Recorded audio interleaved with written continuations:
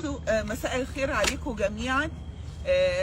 احنا طبعا كلنا مش هنوصف احنا زعلانين او يعني متضايقين قد ايه على اللي بيحصل لاخواتنا في فلسطين، لكن ده مش معناه ان احنا نتوقف عن الشغل. لا، احنا هنشتغل وهنشتغل وهنشتغل وهنجيب فلوس وهنتبرع، وكلنا هنتبرع بدل ما ولسه هنعمل افلام كمان، ولسه هنعمل افلام وهنتبرع. ميرسي يا باسم.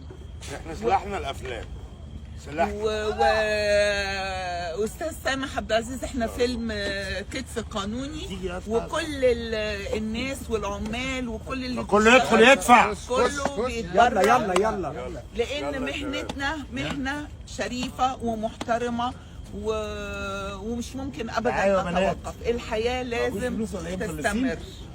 ده صندوق حد عايز يكتب حاجه للصليب الاحمر، قضيه الهلال الاحمر. الهلال الاحمر مصر. ميرسي.